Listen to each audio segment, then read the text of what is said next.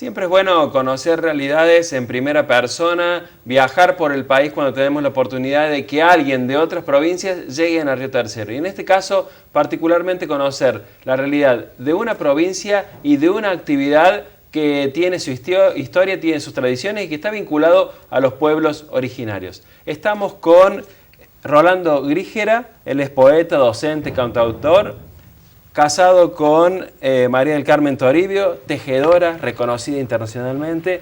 Ambos viven en Formosa. ¿Qué tal? Buenas noches, gracias por venir. Bueno, buenas noches, Pedro. Estuvieron en Río Tercero en el marco de un taller que María del Carmen dictó sobre tejido, sobre una técnica ancestral, sobre, bueno, esto que tenemos sobre la mesa también y toda una trayectoria.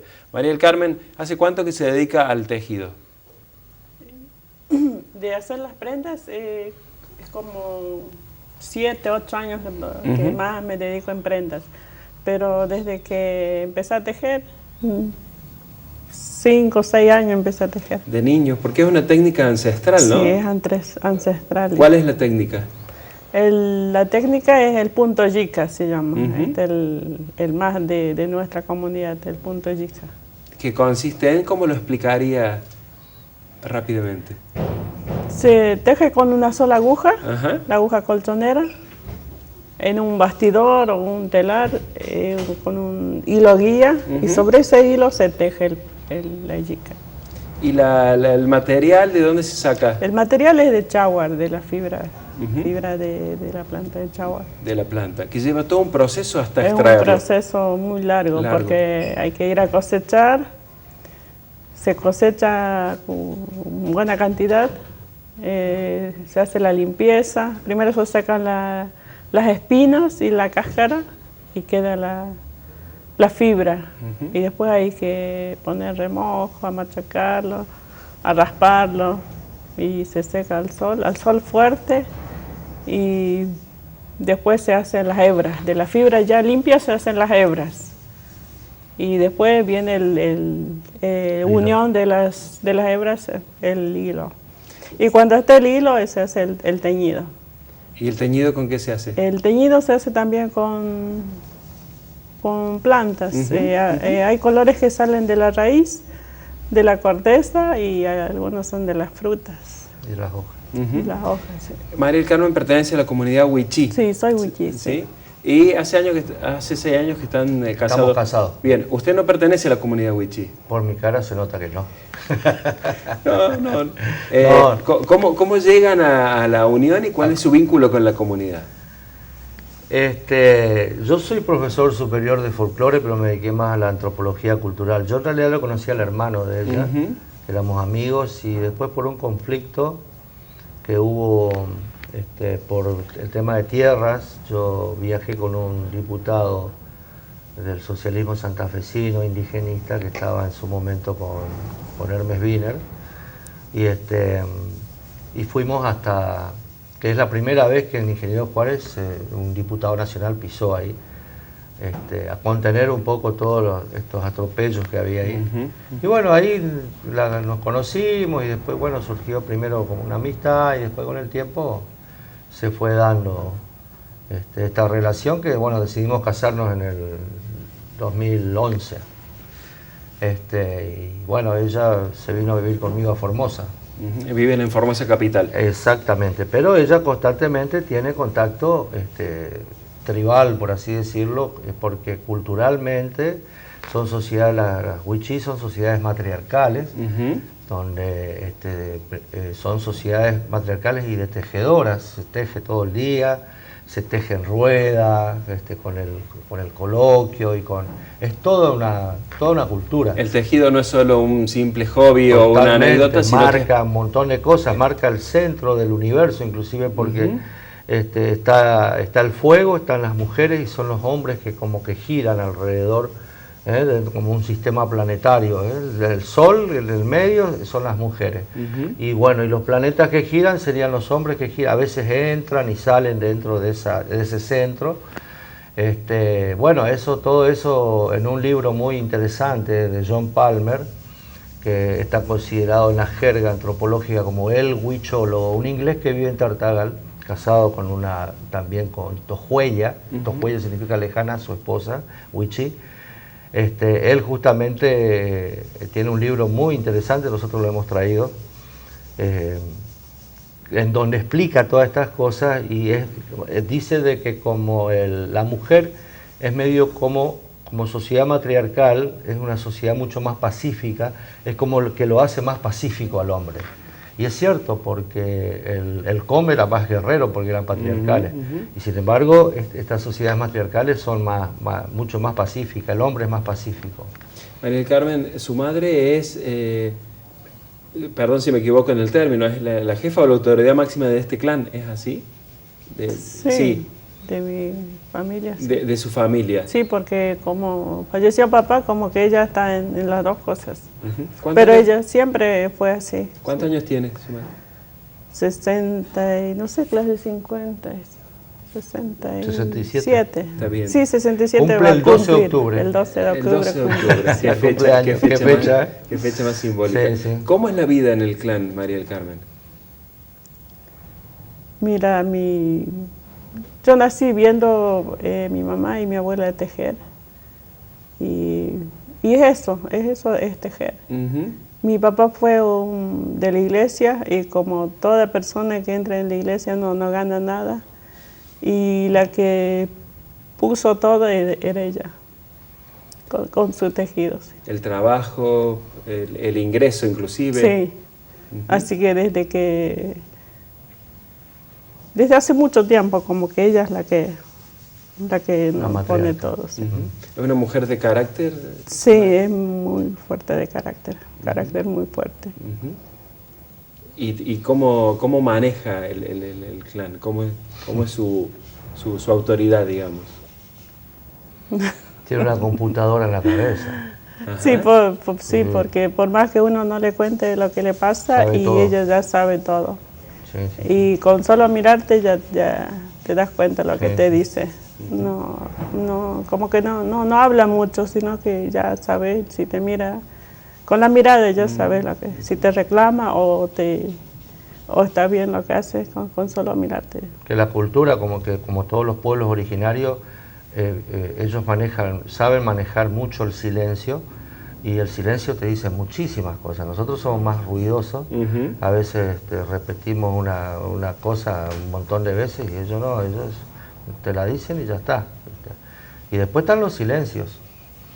Yo siempre digo en broma, ella es María del silencio, yo soy Rolando del despelote, ¿viste? Así que, bueno. Pone ese balance y ese equilibrio necesario. Y sí. Primero costó acomodarnos, pero bueno, después con el tiempo... Y doña Carmen, la verdad, es impresionante. Tiene una computadora en la cabeza, realmente. Estas mujeres tienen una inteligencia superior, ¿viste? Estas matriarcas, para poder estar en todo y manejar todo. Rolando, ¿fue difícil ingresar a la comunidad wichí? No. En este caso la familia Toribio es una familia también muy especial, porque don Juan Toribio, un poco voy a hacer un poquito de historia para que se pueda entender. En el año 1911, la iglesia anglicana, que había hecho un buen trabajo, creo, con los ayoreos en el Paraguay de evangelización, deciden empezar a ingresar al mundo wichí desde Salta. Y en 1911 comienzan esta evangelización, producen, por supuesto, un impacto cultural al alejar el chamanismo y algunas creencias, pero por otro lado, la iglesia anglicana, la nación wichí venía muy golpeada, con graves tendencias a desaparecer, y el anglicano, el inglés, se sentó con ellos, habló con ellos, aprendió su idioma, vivió como ellos, los respetó. La anterior era grandes matanzas y nada más, y grandes enterratorios de familias completas, un horror todo eso. Y bueno, el wichí, que es muy inteligente, por supuesto, se prendió a eso, y gracias a la iglesia anglicana se pudo recuperar la nación wichí, en gran parte, y hicieron un trabajo, enseñaron oficios, alejaron el alcoholismo. El Wichí estaba también un poco preparado, porque a través de la planta maestra que ellos utilizan, que era la misma que inclusive llegaba hasta acá y que usaban los comechingones, que es el cebil, a través de esa planta ellos predijeron que iba a venir una fuerza espiritual a suplantarlos a ellos. Y es lo que ocurrió después con la iglesia anglicana. Hoy está vigente, y el papá de María fue el pastor wichí más importante que tuvo la iglesia anglicana, porque fue, junto con otros dos y un lingüista inglés, el que tradujo la Biblia al wichí, un trabajo que llevó más de 10 y pico de años. María del Carmen, ¿cómo vivieron ustedes esa conjunción con otra religión, con otras culturas? ¿Cómo lo vivieron internamente en la comunidad? Bien, me parece que bien. Porque como... ¿Conservan sus tradiciones? Algunas cosas sí, algunas no. Pero porque lo que nos sirven, por ejemplo el tejido y el idioma es lo que nos sirve. Y ¿El idioma lo siguen manteniendo? Sí, siempre, sí. Doña Carmen habla solamente wichí, entiende el castellano, pero habla solamente wichí. Sí, mi papá le daba mucha importancia a eso. Él miraba más allá, siempre nos contaban cosas de que uno nunca se le cruzó la cabeza, pero igual nos decía, nos contaba. Y que la importancia era el idioma. Yo cuando ingresé a la escuela no sabía el castellano, igual me mandó. Y mi hija pasó lo mismo, sin saber el castellano, porque primero teníamos que aprender el idioma bien, teníamos que aprender bien. El idioma propio. El idioma propio y escribir bien y recién ir a la escuela. Pero se aprende, veo que los chicos son más rápidos, aprenden los idiomas. Y los tejidos es una forma también de llevar las tradiciones, las culturas, las creencias, todo lo que significa la nación y la comunidad wichí. Sí, yo como que es mi identidad. Claro. Llevan parte de la tierrita de ustedes hacia todos lados, inclusive internacionalmente han tenido premios, han tenido reconocimientos por este tejido, son de calidad y muy reconocidos. Sí, gracias a Dios porque puedo salir. Hay mujeres que no pueden salir y tienen que ir con un intermediario, que lo agarran de la mano, pero yo gracias a Dios puedo salir para mostrar lo que sé y lo que me gusta y de lo que es mío, de las mujeres wichí. Y estuve en el Smithsonian en el 2010, en Washington y Nueva York. Y hice talleres, hice muestras de los tejidos. Y en el 2014 una de mis polleras salió seleccionada para el Expo Milán en el 2014. Así que es un orgullo para mí poder mostrar y cómo hacer homenaje a las mujeres tejedoras. Y a la cultura y a las tradiciones. ¿Sienten en algún momento la discriminación? Sí, pero yo siempre hablo de mi papá porque mi papá era lo que... Yo a los 15 años me mandó a Buenos Aires. Yo no conocía a nadie. Ni la familia que me mandaron no la conocía. Y de ahí empecé a valorar lo que es mío, de lo que es de la cultura, el idioma, el tejido, todo. Y superé lo que es la discriminación. Como que el que me discrimina no es mi problema, es el problema de él. Así que con eso ya... Sin duda. Están en estos días en tema la cuestión de los pueblos originarios, especialmente del sur, de los mapuches, de la forma de ser. ¿Revalorizamos los pueblos originarios como debe ser en la Argentina? No, falta muchísimo, mucho falta.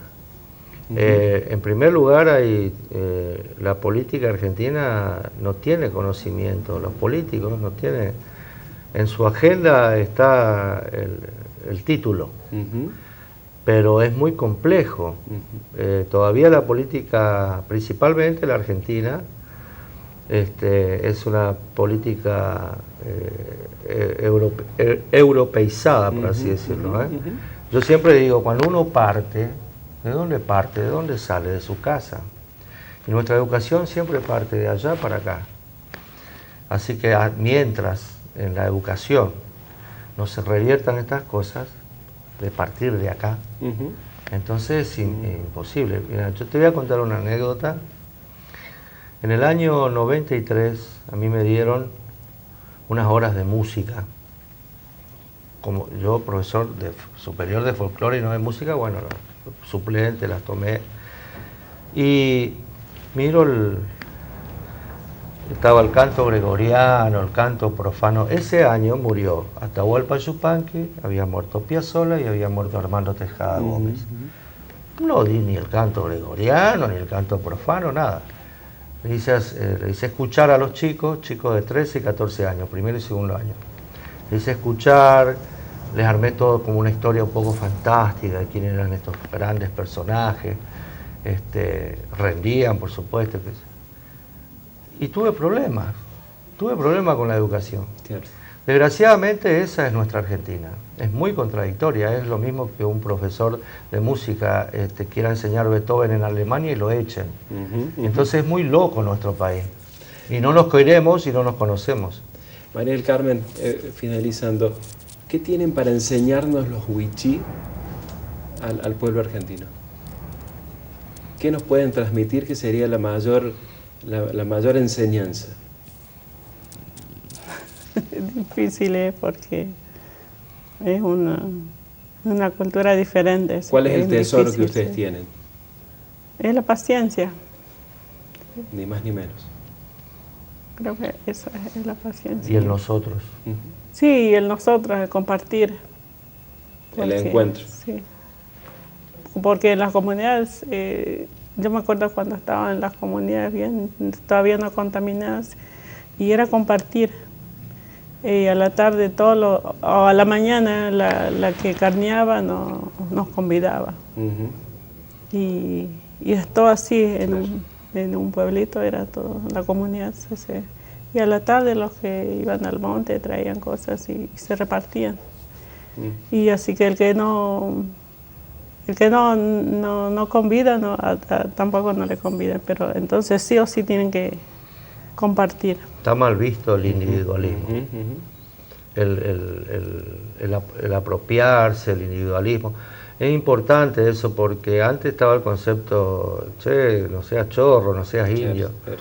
Y sin embargo, en una comunidad de nosotros, yo no puedo estar robando esto porque es mío. Claro. Entonces, el que empezó a robar fue el blanco cuando vino. Pero en una comunidad de ellos, imposible robar, porque todo lo que está te pertenece a vos y a todos. Entonces, ¿cómo no existe el robo? Rolando, María del Carmen, ha sido un enorme placer y un gusto poder conversar, tenerlos acá, viajar un poquito y conocer un poco más de Formosa, de la nación wichí, de los tejidos, de las costumbres, de las tradiciones. Y bueno, serán bienvenidos en cualquier momento que vuelvan a Muchísimas gracias. Te quiero decir de que nosotros estamos acá, porque en realidad nosotros veníamos hasta un hermoso encuentro muy grosso que se hizo en Río Cuarto. Y estamos acá gracias a Eduardo Candelero, un amigo que bueno, nos hospeda en su casa y que fue junto con la CTA. Que bueno, que armaron estos talleres, así que estamos muy agradecidos con el amigo y por supuesto con la CTA. Y estos días que estamos pasando en esta ciudad, la verdad es que estamos conociendo gente maravillosa, así que es casi seguro que vamos a volver. Serán bienvenidos entonces, muchísimas gracias. Gracias. Pausa y seguimos con Derecho y Revés.